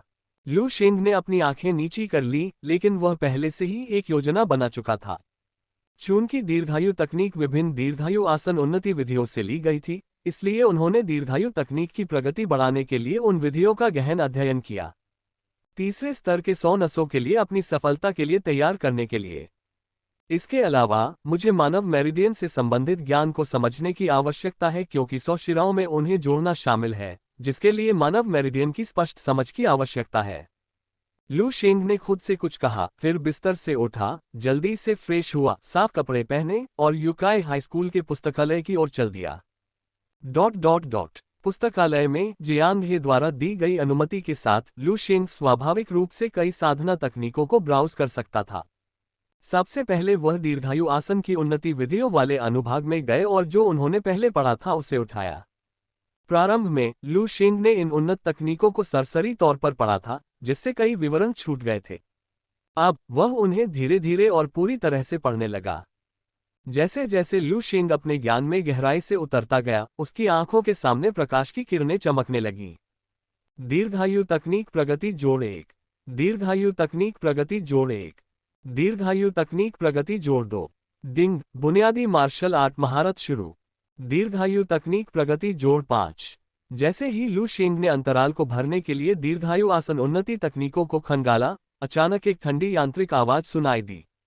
हम मार्शल आर्ट में निपुणता। लू शेंग रुका, पढ़ना बंद कर दिया और एक विचार के साथ सिस्टम पैनल धीरे धीरे प्रकट हुआ। नाम लू शेंग, पेशा मार्शल आर्टिस्ट, क्षेत्र अस्थि निर्माण क्षेत्र 100/100। दीर्घायु तकनीक 1010 स्तर 2। 5 तत्व मुट्ठी मैक्स डिंग फायर क्षेत्र। बेसिक मैकेनिकल प्रोस्थेटिक रखरखाव 8810 स्तर 5। बेसिक मार्शल आर्ट महारत 1110 स्तर 1। रुको, जब मैंने मार्शल आर्ट्स में महारत हासिल की तो ऐसा लगता है कि इससे मेरी दीर्घायु तकनीक की प्रगति में सीधे तौर पर 5 अंकों की वृद्धि हुई। क्या ऐसा हो सकता है कि मार्शल आर्ट में निपुणता बढ़ाने से मेरी दीर्घायु तकनीक की प्रगति बढ़ सकती है? हाँ, दीर्घायु तकनीक का जन्म भी इसलिए हुआ क्योंकि मैंने अनेक दीर्घायु आसन उन्नति विधियों को एकीकृत किया, उनका सार लिया और उसे समझने के लिए कचरे को त्याग दिया। और मार्शल आर्ट में निपुणता विभिन्न मार्शल आर्ट को समझने और समझने का एक रूप भी है। दोनों एक दूसरे के पूरक हैं। इसके अलावा द्वितीय श्रेणी के ट्रांसेंडेंट बनने के बाद यह न केवल शारीरिक शक्ति में वृद्धि है, बल्कि जीवन में एक छलांग है, जिससे मेरे लिए इन बुनियादी मार्शल आर्ट को समझना आसान हो गया है। इसलिए लू शेंग ने धीरे से अपना सिर उठाया और अपने चारों ओर घनी मार्शल आर्ट को देखा। उसकी आंखें चमकने लगीं। पुस्तकालय सचमुच एक खजाना है। जिया वुड क्षेत्र म्यू बिन की सफलता। इसके बाद लू शेंग ने अपना लगभग सारा समय पुस्तकालय में बिताया। जियांग ही ने भी ये दृश्य देखा और लू शेंग से मिलने कई बार आया। हालांकि लू शेंग हमेशा पढ़ाई और प्रशिक्षण में डूबा रहता था, उसे जियांग ही की मौजूदगी का पता ही नहीं था। जियांग ही ने लू शेंग को परेशान नहीं किया, बस दूर से उसे प्रशिक्षण लेते देखा। जियांग ही ने लू शेंग को पालथी मारकर बैठे दीर्घायु तकनीक का अभ्यास करते और एक विशेष क्यूई रक्त तरंग महसूस करते देखा। उसकी आंखों में आश्चर्य के भाव थे। उनकी यह साधना तकनीक परिचित होते हुए भी बहुत अजीब लगती है। ये तकनीक पुस्तकालय में उपलब्ध नहीं होनी चाहिए, है ना? जियांग ही ने अपनी ठुड्डी रगड़ी और अचानक लू शेंग के पिछले अनुरोध के बारे में सोचा कि अधिक उन्नत तरीकों को पढ़ें, और अचानक उसे जवाब मिल गया। ये बच्चा, क्या उसने स्वयं सुधार करने के लिए शायद उन तकनीकों पर भरोसा किया था? उस दौरान लू शेंग भूमिगत क्षेत्र में खुद को निखार रहा था, इसलिए जियांग ही ने इस पर ध्यान नहीं दिया था। लेकिन अब जब लू शेंग स्कूल लौट आया था तो कई बार निरीक्षण करने के बाद जियांग ही को आखिरकार लू शेंग की विशेष साधना तकनीक का पता चल गया। इस बच्चे की प्रतिभा कुछ हद तक राक्षसी है। जियांग ही ने तेज सांस ली, लेकिन उसने लू शेंग की ओर बढ़ती प्रशंसा भरी नजरों से देखा। ये लड़का भूमिगत क्षेत्र में मई हुआ कि नाक के नीचे से भी बिना किसी नुकसान के निकल सकता है। कड़ी मेहनत और अद्भुत प्रतिभा के साथ उसका दिमाग और आत्मा अपने साथियों के बीच कम से कम सर्वोच्च स्तर के हैं। लगता है मेरा निर्णय बुरा नहीं था, जियांग ही ने और भी अधिक प्रसन्नता महसूस करते हुए कहा। इसके बाद जब भी जियांग ही को समय मिलता, वह लू शेंग को सुझाव देने के लिए पुस्तकालय में आ जाता। यद्यपि जियांग ही लू शेंग की साधना तकनीक को नहीं जानते थे, एक tier 4 golden body real martial कलाकार के रूप में जियांग ही के मार्गदर्शन ने लू शेंग की बेसिक मार्शल आर्ट्स मास्टरी में लगातार सुधार किया। 6 times हैरी आउट रॉयली वोना हार्ट्स जेस्ट्राडर। बेसिक मार्शल आर्ट मास्टरी के सुधार ने लू शेंग की दीर्घायु तकनीक में प्रगति को भी बढ़ावा दिया। समय धीरे धीरे बीतता गया और जल्द ही 1 महीना बीत गया। लू शेन पालथी मारकर बैठे थे और दीर्घायु तकनीक का प्रयोग कर रहे थे। जल्द ही लू शेन की दृष्टि में उपशीर्षक प्रकट हुए। मार्शल आर्ट निपुणता प्रगति जोड़ 2। बेसिक मार्शल आर्ट महारत स्तर 2 तक उन्नत। दीर्घायु तकनीक प्रगति जोड़ 5।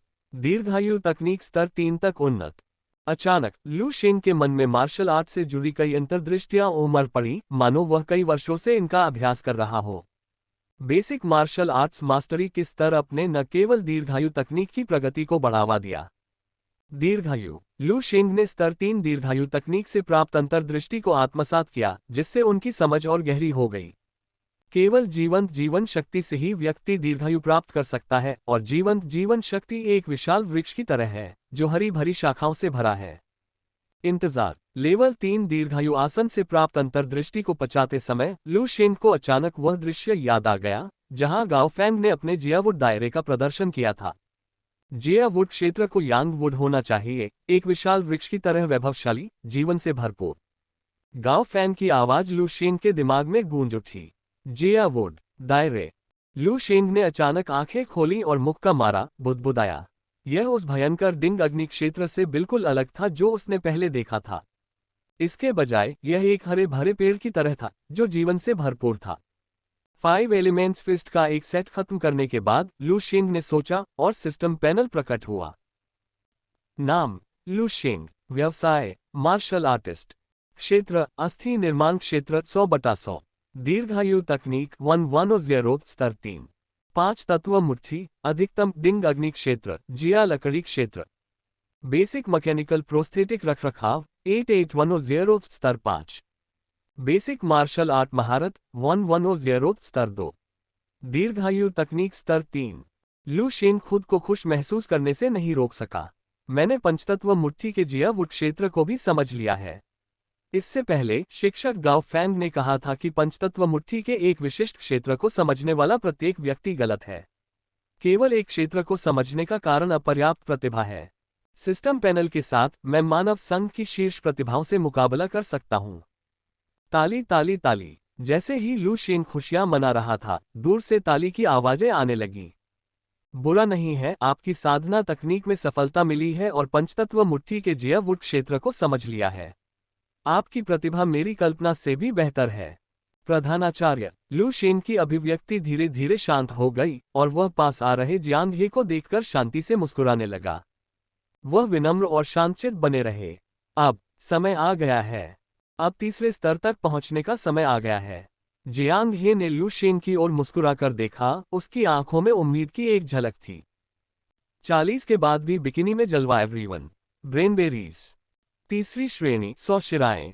लू शेन की आंखों में भी जलन और उत्तेजना दिख रही थी। ... किमिंग शहर के एक गुप्त कक्ष में।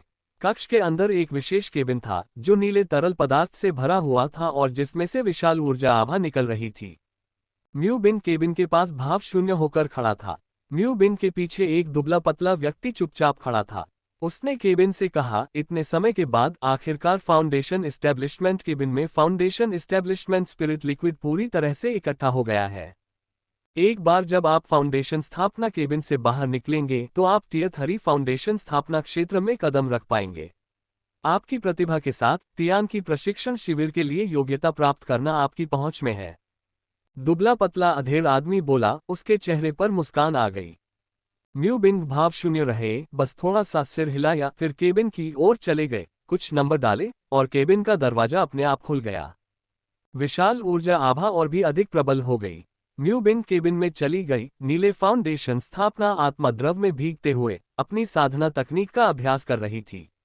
नीला फाउंडेशन स्थापना आत्मा द्रव म्यू बिंग के शरीर में प्रवेश करता रहा। केबिन के बाहर मध्यम आयु वर्ग का व्यक्ति म्यू बिंग की हरकतों को कुछ असहायता के साथ देख रहा था। ये लड़की, वह अभी भी बहुत अधीर है, जो अच्छी बात नहीं है।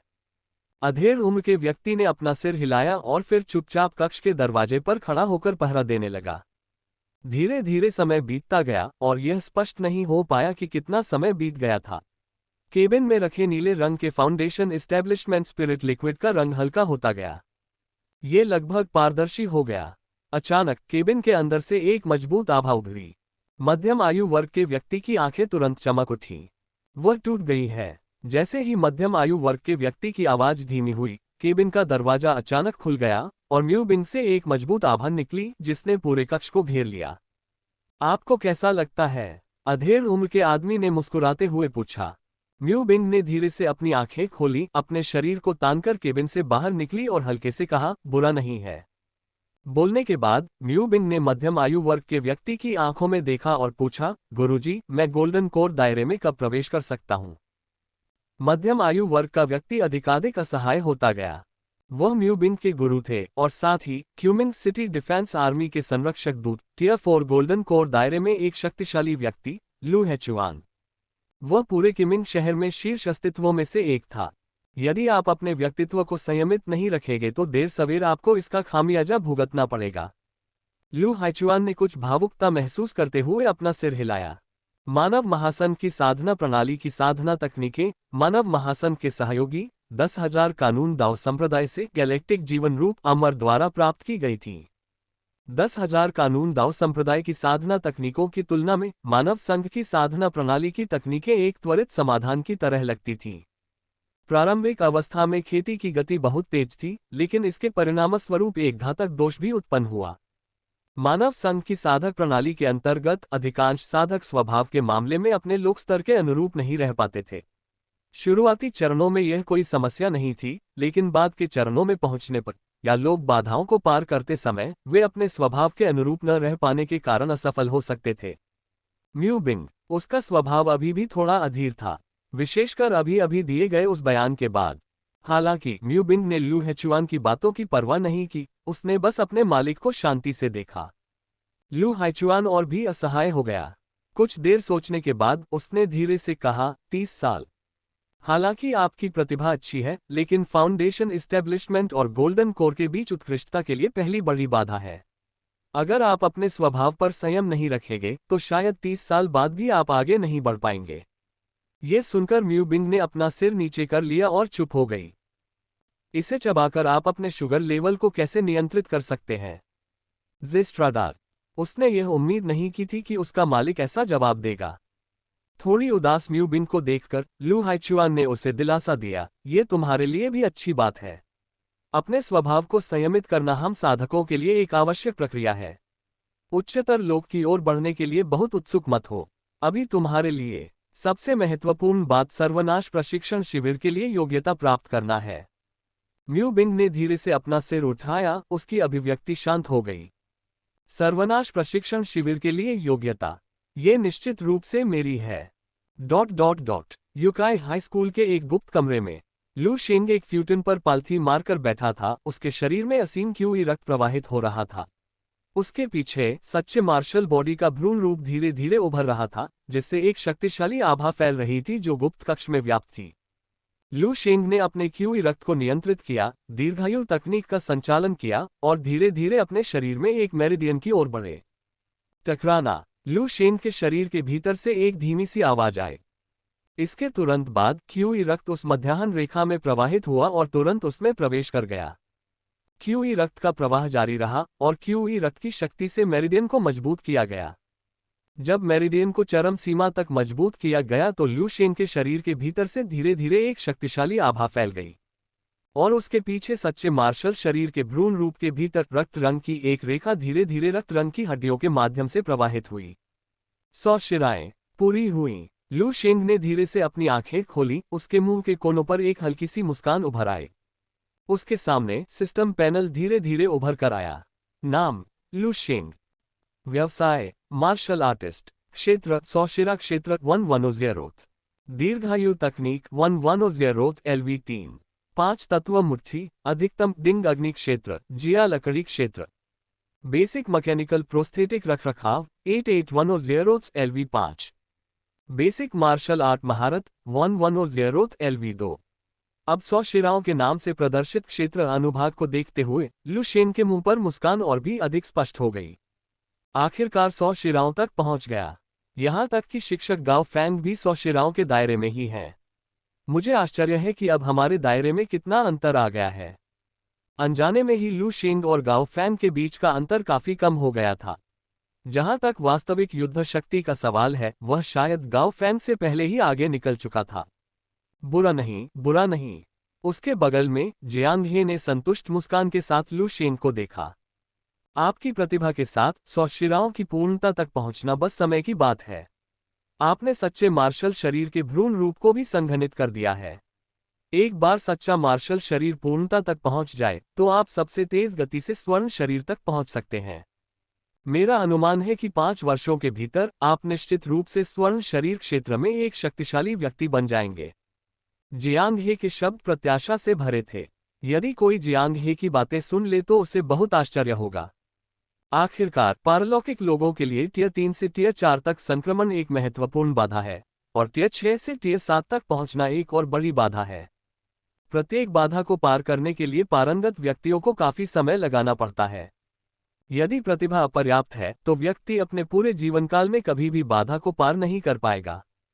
फिर भी लू शेन, जो केवल 18 वर्ष का था, के बारे में जियांग हे ने कहा कि वह निश्चित रूप से 5 वर्षों के भीतर स्वर्ण शरीर क्षेत्र में प्रवेश करेगा। ये कितनी बड़ी प्रशंसा थी। आपकी सभी मदद के लिए प्रिंसिपल जियांग को फिर भी धन्यवाद। लू शेन ने हार्दिक आभार व्यक्त किया। जियांग ही ने मुस्कुराते हुए हाथ हिलाया। यह मेरे बारे में कम, आपकी प्रतिभा के बारे में ज्यादा है। युकाई हाई स्कूल के प्रिंसिपल होने के नाते अच्छे पौधों का पोषण करना मेरा कर्तव्य है, अन्यथा मैं अपने कर्तव्य से विमुख हो जाऊंगा। ठीक है, अब जब आप 100 वेन्स तक पहुंच गए हैं तो अंतिम परीक्षा में कुछ ही दिन बचे हैं।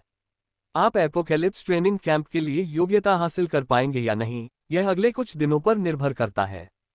जल्दी करो और अपनी साधना को सुदृढ़ करो। चाहे झाओ जियादी हो या म्यू बिंग, वे इस योग्यता युद्ध में दुर्जय प्रतिद्वंद्वी हैं। वे तुम्हारे सामने श्रेष्ठ बन गए। इस समय वे संभवतः पहले ही टियर 3 के पारंगत बन चुके हैं। जियांग हे ने याद दिलाया। लू शेंग ने सिर हिलाया, फिर अपने मन को अपनी साधना को मजबूत करने पर केंद्रित किया तथा अन्य मेरिडियनों में प्रवेश करने का प्रयास किया। झाओ परिवार के प्रशिक्षण मैदान में एक यांत्रिक आकृति तेजी से चमकती हुई दिखाई दी, जिसके चारों ओर 4 उन्नत साइबरनेटिक प्रवर्धक थे, जो केंद्र में स्थित आकृति पर आक्रमण कर रहे थे। बूम बूम बूम, कई दबे हुए विस्फोटों के साथ चारों उन्नत साइबरनेटिक एनहांसर गंभीर रूप से घायल होकर उड़ गए। उनके यांत्रिक कृत्रिम अंग क्षतिग्रस्त हो गए और उन पर भयानक निशान पड़ गए। मैदान में झाओ जियादी अपनी जगह पर खड़ा था। उसकी आंखें बर्फ की तरह ठंडी थीं। उसके हाथ न जाने कहां से यांत्रिक कीलों में बदल गए थे और उसके पूरे शरीर से एक शक्तिशाली हत्या का भाव निकल रहा था। मैंने अपने भाई द्वारा मेरे लिए तैयार किए गए टियर 3 रीपर कवच में पूरी तरह से महारत हासिल कर ली है। सर्वनाश प्रशिक्षण शिविर की योग्यता मेरे जीवन और मृत्यु से संबंधित है। मेरे पास कोई पीछे हटने का विकल्प नहीं है। झाओ जियादी की आंखों में एक उन्मादपूर्ण भाव दिखाई दिया। कोई भी मुझे वह योग्यता प्राप्त करने से नहीं रोक सकता, यहां तक कि म्यू बिंग भी नहीं। झाओ जियादी ने धीरे से प्रशिक्षण मैदान के गेट की ओर देखते हुए कहा, जहां उसने झाओ तियानक्सिंग की प्रस्थान करने वाली आकृति देखी। झाओ जियादी को रीपर कवच में पूरी तरह निपुण होते देख झाओ तियानशिंग पहले ही वहां से चला गया था। बड़े भाई होने के नाते उसने वह सब कुछ किया जो वह कर सकता था। उसके बाद झाओ जियादी के जीवन और मृत्यु का क्या हुआ, उसे अब कोई परवाह नहीं थी।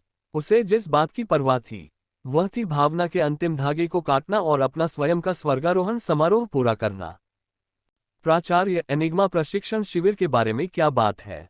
लू शेंग ने साधना बंद कर दी और जियांग हे को उत्सुकता से देखने लगा। सच कहें तो हालांकि लू शेंग को जियांग हे के शब्दों से एनिग्मा प्रशिक्षण शिविर के अस्तित्व के बारे में पता था और मार्शल परीक्षा देने वाले हाई स्कूल के छात्रों के लिए शिविर के महत्व को समझता था, उन्हें बारीकियों के बारे में बहुत स्पष्टता नहीं थी, केवल सामान्य समझ थी। जियांग हे ने अपना गला साफ किया और बताया, एनिग्मा प्रशिक्षण शिविर तियानकी हैवी इंडस्ट्री द्वारा पूरे तियानकी स्टार के प्रतिभाशाली असाधारण व्यक्तियों के लिए बनाया गया एक विशेष शिविर है। यहाँ आप तियानकी स्टार के सबसे उत्कृष्ट प्रतिभाशाली लोगों को देख सकते हैं। एनिग्मा प्रशिक्षण शिविर में प्रवेश के लिए आपको एक कोटा हासिल करना होगा। कोटा हासिल करना बेहद मुश्किल है। तियानकी स्टार में बड़े और छोटे शहर एक निश्चित जनसंख्या अनुपात के आधार पर कोटा आवंटित करेंगे। उदाहरण के लिए हमारे किमिंग शहर को ही लीजिए। किमिंग शहर तियानकी स्टार के भीतर एक छोटा सा शहर है जिसकी आबादी केवल 2 करोड़ है। एनिग्मा प्रशिक्षण शिविर के जनसंख्या अनुपात के अनुसार हमारा किमिंग शहर केवल एक कोटा प्राप्त कर सकता है। ये सुनकर लू शेन गहरी सांस लेने से खुद को रोक नहीं सका। किमिंग शहर वास्तव में एक छोटा शहर है, लेकिन 2 करोड़ की आबादी के साथ केवल एक कोटा प्राप्त करना एनिग्मा प्रशिक्षण शिविर के उच्च मूल्य को दर्शाता है। इसके अलावा तियानकी स्टार के 5000 शहरों, जिनकी कुल आबादी 30 अरब है, के पास कुल मिलाकर केवल 10,000 कोटा हैं। ये 10,000 कोटा तियानकी स्टार के सभी शहरों के लिए हैं। तियानकी स्टार पर एक विशेष प्रकार का शहर भी है जिसे स्टार सिटी कहा जाता है। प्रसिद्ध शहर, ये शब्द सुनते ही लू शेन की आंखें चमक उठीं। इतने लंबे समय तक तियानकी स्टार पर रहने के कारण लू शेन स्वाभाविक रूप से स्टार सिटी से अपरिचित नहीं था, लेकिन उसकी समझ काफी सीमित थी। लू शेन को बस इतना पता था कि स्टार सिटी तियानकी स्टार के वायुमंडल के ऊपर स्थित है और पूरे ब्रह्मांड से जुड़ी हुई है। यहाँ के ज्यादातर निवासी तियानकी हैवी इंडस्ट्री के शक्तिशाली और पारलौकिक लोग और उनके वंशज हैं। आम लोगों के लिए स्टार सिटी में प्रवेश करना लगभग असंभव है। यहाँ तक कि प्रतिभाशाली व्यक्तियों को भी प्रवेश पाने के लिए अपनी क्षमता का प्रदर्शन करना पड़ता है। स्टार सिटी को तियानकी हैवी इंडस्ट्री द्वारा स्टार ऑर्बिट तकनीक के माध्यम से आपस में जोड़ा गया है। हालांकि सैकड़ों स्टार सिटीज हैं, वे एक एकीकृत इकाई के रूप में कार्य करते हैं। प्रत्येक स्टार सिटी एक सरणी में एक नोड भी है। सैकड़ों स्टार नोड्स एक साथ जुड़कर सभी स्वर्गों की सरणी बनाते हैं। इस बिंदु पर जियांग हे धीरे से बोला, सभी स्वर्गों की श्रृंखला ब्रह्मांडीय तारों के प्रकाश को अवशोषित करती है और इसे स्वर्ग और पृथ्वी के आध्यात्मिक क्यूई में परिवर्तित करती है, जिससे स्टार शहरों के भीतर पारलौकिक लोगों के लिए आवश्यक क्यूई उपलब्ध होती है। हर दिन ये सरणी ब्रह्मांडीय तारों की रोशनी को प्रसारित करती है, जिससे आकाश में तारों की रोशनी का एक दृश्य बनता है।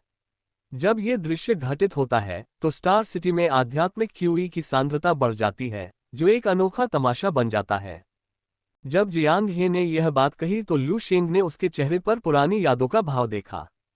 लू शेंग उत्सुक था, प्रिंसिपल, आप स्टार सिटी के बारे में इतना कुछ कैसे जानते हैं?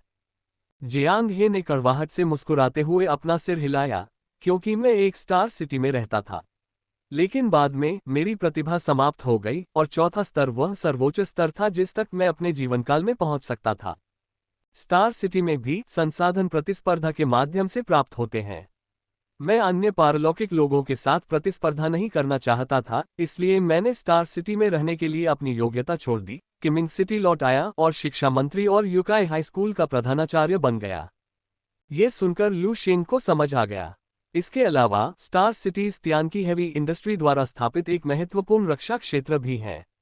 सैकड़ों स्टार सिटीज की तकनीक के संयोजन से वे एक अंतरिक्ष रक्षा पंक्ति बनाते हैं। तियानकी स्टार पर आक्रमण करने का प्रयास करने वाले किसी भी प्राणी को स्टार सिटीज की पूरी ताकत का सामना करना होगा। स्टार सिटीज 10,000 व्यक्तियों का भी चयन करेगी, जो स्टार सिटीज में विशिष्ट प्रशिक्षण सत्रों के लिए तियानकी स्टार के सभी शहरों से 10,000 लोगों के साथ शामिल होंगे। ये सुनकर लू शेंग की आंखें तुरंत चमक उठीं। स्टार सिटी में प्रशिक्षण। पहले जब लू शेंग ने स्टार सिटी के बारे में सुना था तो वह हमेशा ऐसा नज़ारा देखना चाहता था। अप्रत्याशित रूप से एनिग्मा प्रशिक्षण शिविर स्टार सिटीज के भीतर ही स्थित था। अब आपको एनिग्मा प्रशिक्षण शिविर का महत्व समझ आ गया होगा, है ना? जियांग हे ने लू शेंग की लालसा भरी अभिव्यक्ति को देखा और मुस्कुराए बिना नहीं रह सका। उन्होंने लू शेंग के कंधे पर थपथपाते हुए कहा, तुम वह व्यक्ति हो जिस पर मुझे विश्वास है। यदि तुम एनिग्मा प्रशिक्षण शिविर में प्रवेश कर सको तो तुम्हारे संसाधन और स्थिति में बहुत सुधार होगा। लू शेंग भावुक हो गया। अपनी वर्तमान क्षमता के साथ तियानकी स्टार पर स्थित तियानकी विश्वविद्यालय की शीर्ष अकादमी में प्रवेश लगभग निश्चित था, लेकिन आकाशगंगा शक्ति स्टार रिवर विश्वविद्यालय तक पहुंचना अनिश्चित था। यदि वह एनिग्मा प्रशिक्षण शिविर में प्रवेश कर पाता तो न केवल वह उस अनोखे दृश्य को देख पाता, बल्कि यह उसके लिए बहुत मददगार भी होता। ठीक है, अंतिम परीक्षा तक केवल 10 दिन शेष हैं। अब आप 100 शिराओं के क्षेत्र में प्रवेश कर चुके हैं। इस शेष समय का उपयोग अपनी साधना को सुदृढ़ करने और अच्छी दौड़ लगाने में करें।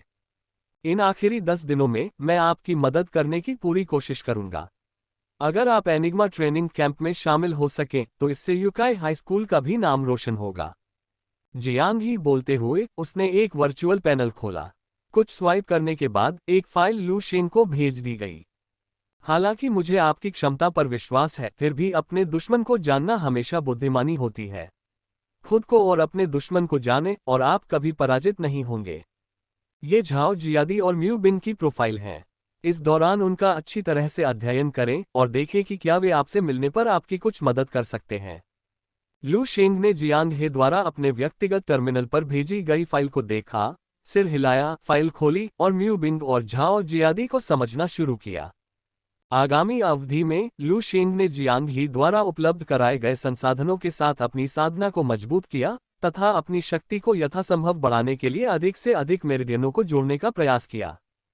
3 दिन शेष रहने तक लू शेंग ने साधना बंद कर दी और अपनी अवस्था को समायोजित करना शुरू कर दिया। एनिग्मा ट्रेनिंग कैंप किमिंग सिटी में केवल एक ही कोटा है। लू शेंग कोई गलती नहीं कर सकता था।